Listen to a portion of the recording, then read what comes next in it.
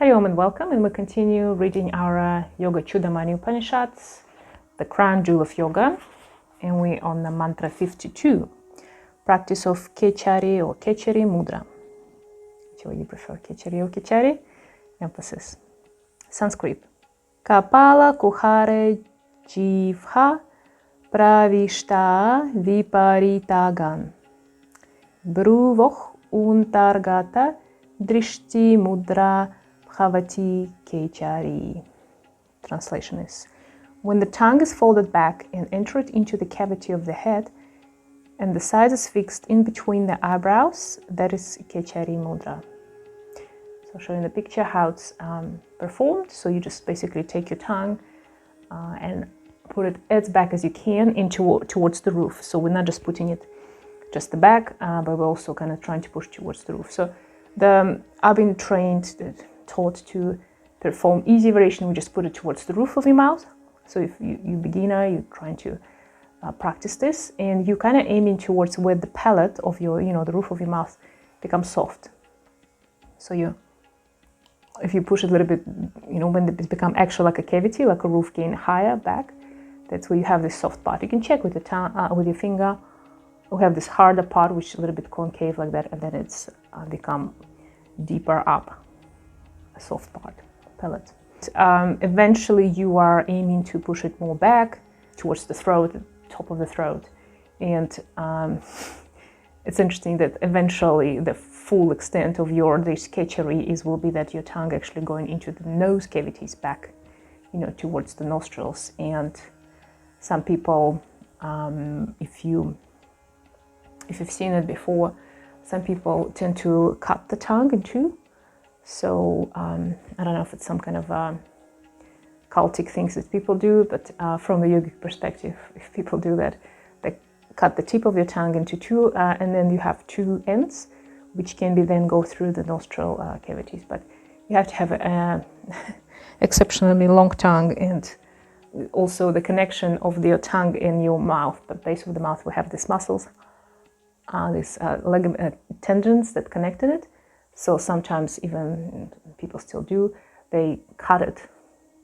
Some people naturally don't have this connection, pronounced, it's just not there since they were born. But sometimes people cut it so the tongue can go even deeper. So there's a lot to the Kechari Mudra, if you can understand. But we will look and just its aspects that's according to Yoga Upanishads. So let's have a look. Commentaries. The practice of Kechari Mudra is described in the above mantra is also known as Nabo Mudra. Swami Shivananda has called this practice Lambika Yoga. The word Lambika referred to a suspended part of the soft palate. That's what I was telling you, the soft palate. You can use your fingers and find it for yourself.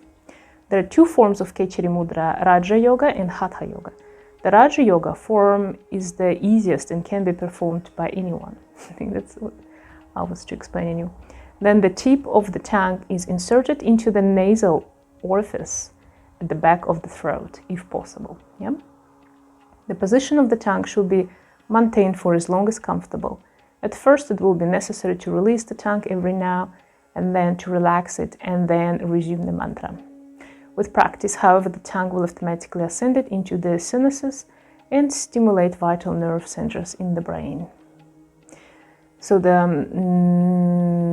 it's kind of like we're using it as we will use some pressure point, for example, heel point, which I talked in previous, when we talk about mula bandhas. Same like when we use joint fingers. So it's you're crossing the circuit of an energy, you're reversing the energy flow, you're connecting chakra physically and energetically, because tongue is exceptionally have a lot of nerves endings, very sensitive, as you know that, and everything around the mouth and face like that. But like, for example, if I compare my ears and my tongue, I'll go for my tongue because it's much more have nerves and sensitivity and connections. And this Lalan Chakra located there, we talked about this previously, but this cave and the drip, we will talk about this in a couple mantras about Bindu connection, and the moon and the drop and the nectar of amrit. So you basically, by using the tongue, connecting to that, and you sipping that nectar physically and then energetically. spiritually, and so on. So these things in yoga, it's not just made, from nothing, because it's cool or it's hard or it's complicated or it's just to bring you awareness or it's pressurize some glands, It's not as simple. So there's layers of layers, like an onion of bigger layer of importance. When you build a house, a building, big, school or something, hospital, you have to know about water system. Every layer, it's not just the bricks, windows, doors and stairs, which is already complicated for big building. It's the connection to the sewage system, water supply, fresh water supply, ventilation, so you have these layers of layers, yeah? And then you have, what else? Electricity, you have evacuation, other storage, rooms and this kind of stuff. Heating, if you need to, cooling, all these things. When you're architect of the building, you have to keep it all in mind. So in the body, we have all these layers. And when we apply something as simple as Kechari, we tap into that, yeah? So just remember about that. And the more you start practicing, the more it's naturally you're going to feel it or be attuned to these things and understand it's all about the same. We're all coming back to the same things and reconnecting them. With the Kechari, they say in the beginning, you have to release it. So you might feel like, like if you start for no reason cycling a lot, you will have cramps in your thighs or in your calves. So you're going up the hill and you haven't done it for a long time and you're going to have cramps, yeah? So that's quite common. Like the muscle, it's the muscle and the muscle start vibrating. You might feel vibration and then maybe sometimes like spasm, and you will probably want to release it and then come back to it. But the only way to overcome this uncomfortable sensation of spasm is to continue practicing. That's what I found. When you do not do Kechari like every day for several hours in a row, which could be quite a lot of tension, you're gonna struggle first couple of days. So you're gonna have extra watery maybe mouth, these sensations, vibration, spasms. But then there will be you will surpass it. And quite quickly, actually, because when you start doing some deep practice, for example, Kriya Yoga, you activated new levels of chakras. You get new channels coming through you from beyond or from yourself as well. And it will all fall in place quite fast, actually. I'm always amazed how fast it is. Even if you didn't practice specific practices, you do a couple times, regularly though, and then it will all come back to you. And with the Kechari, what I found, that then it was quite fast to become the moment when it's naturally comes. So the tongue was just like glued to it. Like when you have, those vacuum, stickers or something, it's just connected and stay there. And even if I don't do Kechari, specific practices involving the Kechari, or I do something else, it's naturally wants to go there and then stay there. So it's a very great practice. And if you want to, you can advance in it, trying to practice it through the day, especially if you go some public places and you have your Kechari, you will first of all be very balanced and present and see everything as it is. That's my opinion and experience. And then also you will be kind of a little bit reluctant to speak too fast, yeah? So I'm sometimes practice this if I really not agree with something or feel like I'm in the mood or whatever, and the tendencies, what I'm trying to preaching or something like that. So my Kechari saves me, so it's keeping me observer, very good. And by the time you want to reply, you have to, unlock your tongue and you will definitely take longer time to, your mind will first process what's happening and then you will react with your speech rather than many of us first speak and then we're thinking about it. So, and we had this very, very old Russian saying as well, like if you want to say something, first think about it, or, all these things connected to keep your tongue behind your teeth and this kind of stuff, or first think, then speak, and also on. There's all this wisdom behind that, and it's sometimes very important. Sometimes you don't even have to start speaking. You can just surpass the moment, especially reply to some, inappropriate behavior in the people, and it will just any uncomfortable situation or conflict, yeah. So it's amazing and powerful. And another thing that's just bring you this connection to all these energetic passages through the day or whatever you do. And you feel, first of all, more energized, like you don't even need to eat, so you feel constant energy coming through you, and then you feel this present in the balance And you're naturally going to tend to become an observer when you're in this position. In any other practices, when we practice meditation, specific pranayamas, bandhas for sure, the Kechari, it's like a seva, it's just basically straight away lift you on a different level. It's like, I don't know, driving a horse cart back in, I don't know, 16th century in a Lamborghini, you know, so that's like, you basically on different level, yeah? If I can explain it like that. So let's continue reading. The form of Kechari described in the traditional Hatha Yoga text involves the gradual cutting of the frenulum and elongation of the tongue. So you see this frenulum, that's how it's called, frenulum, a little muscle that if you rise up, you have this like tissues going up, tendons that connecting, yeah? So people traditionally cut it. And I think maybe they even do it when they children. It's kind of like less dramatic, but I can't imagine. This form of Kechari is only to be attempted by advanced practitioner under the guidance of a guru. It requires perseverance and patience. First, the tongue has to be elongated, which is done by holding it with a piece of cloth and gently massaging, stretching and rolling it from side to side. Then the frenulum is cut very gradually, week by week, with surgical methods, or by rubbing it with abrasive materials. You see, you don't just go and cut it straight away, so you're basically stretching it out slowly and piece by piece cutting off. I heard that some people do this for this practices, and some people have a desire to do it. People do all sorts, like piercings and tattooing, you know, this kind of stuff with the body. So, or it's similar, like, you know, people put something in the ear, you know, ear hole, and then they put in a little bit bigger next week and the bigger, you know, piece. So eventually they're kind of stretching out the ear. It's in some traditions of some people do this. But also some people just modern day do it, you know, I don't know, for fun. Similar, like people, I don't know, still do, they put this like a metal jewelry around the neck, quite thick, and then they put another one and another one since the kids, and they kind of elongated the neck. Or in Asia, they have these feet, so when you're a child, you keep this very wooden, hard shoes, which doesn't allow your feet to grow. You know, people do this kind of stuff. So it's actually, our body could be like a bonsai, modified and changed in that sense.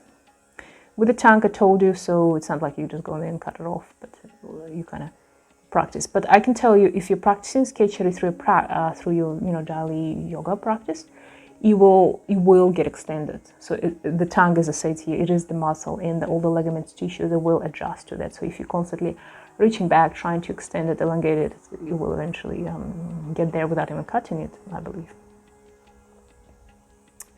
During this process, the tongue is massaged daily by milking it for a long period of time with butter or oil. Yeah. This process is continued for many methods until the tongue becomes very long. Then it's possible to fold it back and slide it up through the nasal cavity at the back of the throat. So you see, it also depends on your anatomy, and some people have like exceptionally longer tongue or shorter. I don't know, genetics, but also, yeah, so, but there's also, like, as I told you, like if you practice this and from childhood or younger years, you might achieve that naturally without even cutting it. I don't know if it's like necessary to cut it, and if for deeper practices, you're necessary to reach so far to the nasal passages. Some yoga enthusiasts doing this, but I can assure you can achieve what you need to, or even more, without that in yoga. So let's see what's actually doing. In this way, the Ida and Pingala nadis are effectively blocked, and Lalan Chakra at the back of the throat is stimulated. That's Lalan that I was telling you about at the back of the cavity. I always visualize it, I imagine it. I don't see my throat and mouth and Kechari when I perform Kechari or talk about amrit.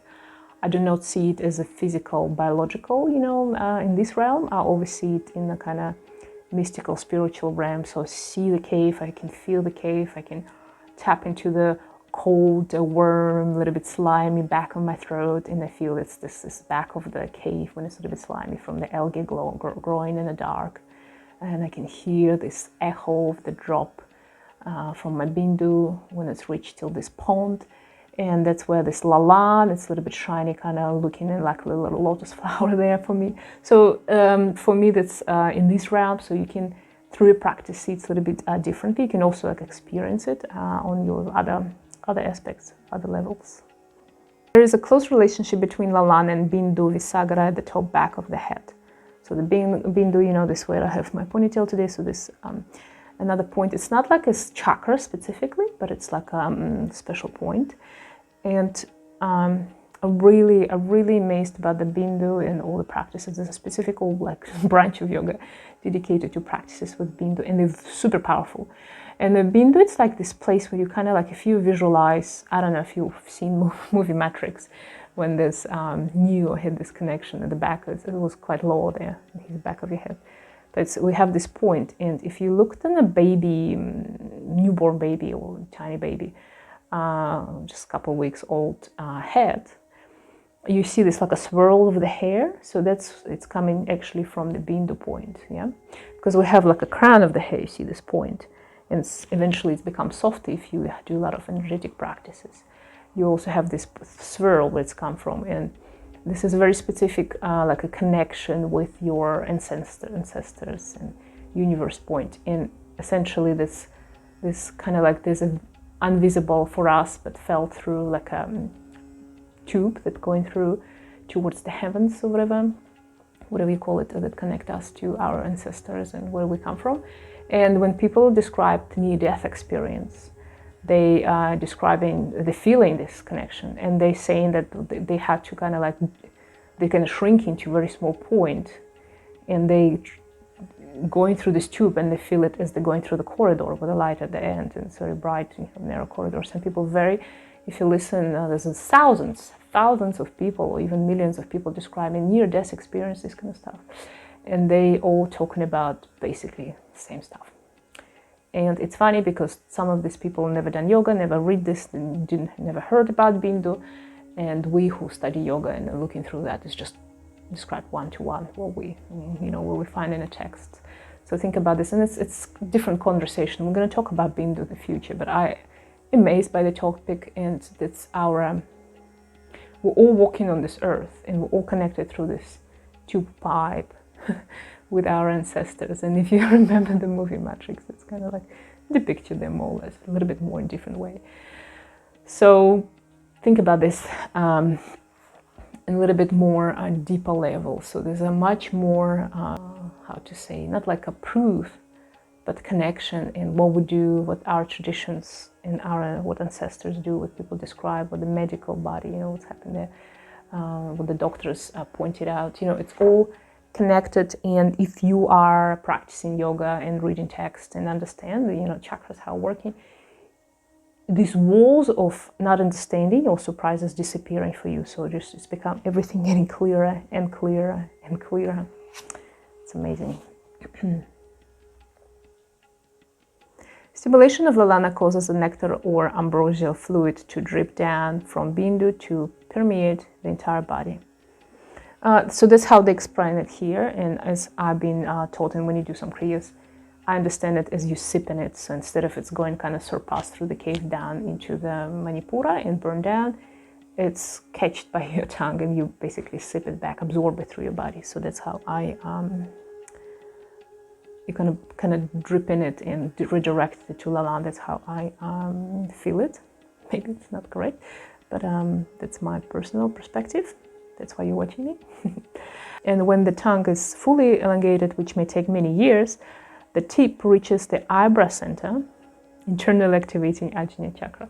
So, in this regard, the mantra states that the site of concentration becomes fixed between the two eyebrow center. And we do eyebrow center practices a lot. Ajna chakra, it's physically attributed to be in the physical center of your head.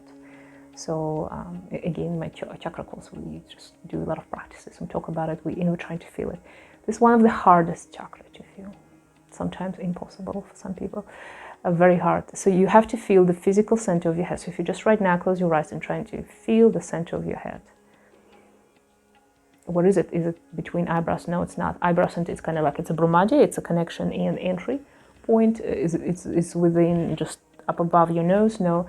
So what we described it in a class when we teach yoga, so you just draw a line between your ears, eyebrow center, and the back of your head, and where this two line crossed, it's the center, but it's so like unrealistic to feel, yeah? Another cue, it's the pineal gland. So your pineal gland is this, just where your spinal brain column finishes, you have the actual brain of the head sitting on top. And you have there in that position, in the connection, there's a little, looking like a peanut, part of the, how do you call them, cortical brain? I'm not such a good in anatomy in English. And there's a pineal gland. And this gland is very known in human science and, whatever, anatomy by doctors. That's the one that's responsible to control all your hormones, to understand that there's a day or night, there's a time to go to sleep.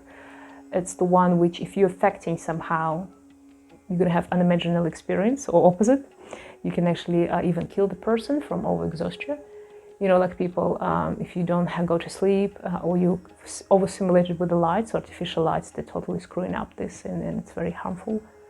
Similar people say a specific type of lighting is not very good modern lighting, or like a screen of your phone. It's not just, that you're sitting focusing on the time, you don't sleep, all this kind of stuff. But it's also specific wavelengths and the brightness which affecting your pineal gland. So when it's naturally sunset in your whatever geographical region, you should be dimming the light in the house, less brighter colors. So for me, it's always been, I'm like, I think like many women, if it's evening and I have not dim light, or I have this horrible LSD, like it's a school. I remember in my childhood schools to have like that. It's so depressing. Like it will torture me. I'd rather be in the dark than in this type of light. And you feel it like you can't tolerate that, like this hospital light when it's 24/7. And if you sleep somewhere with the sunlight, it's very bad. You don't rest. So think about this kind of stuff, yeah. At the same time, if I'm sleeping in a room when it's fully dark, like this curtains, like a blinders. So these blinders, the blinding windows, when it's absolutely black room, even if it's middle of the day, you sleep deeply, but it's very hard. Like when it starts sunrise, 4 o'clock, dawn, 5 o'clock, 6 o'clock. It's the time to pineal gland to start reactivated, to get this sun energy, to wake up, to feel yourself in the rhythm with the environment. And you don't, and it's also harmful. So trying to sleep with the curtains, it's okay, especially if you have like a street light, you should, but keep, this borders so that in the morning sun will percolate through and this kind of stuff, okay? So you feel, even when you sleep, in a deep sleep, you still register these things. So you do stay in tune with the environment, yeah?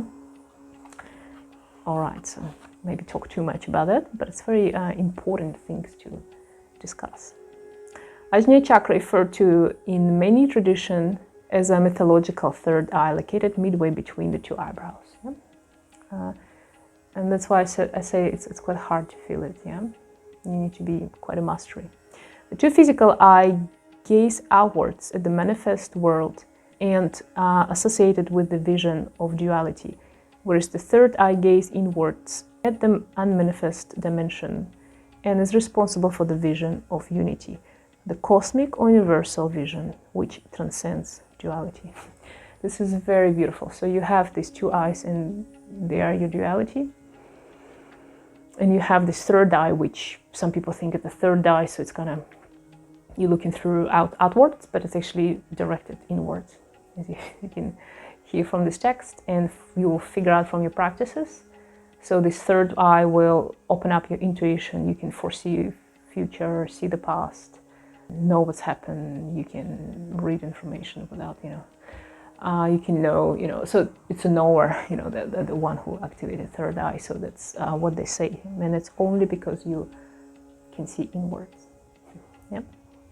And the main point about duality, and we talked about this numerously, that duality, it's the one that kind of confuses. Is it good or bad? There's always something. If it's always something high, it will be something low. If there's something hard, it will be something soft, If there's something happy, it means you will be unhappy. But seeing through this duality, it's meaning, we don't have this opposites exists. Yeah?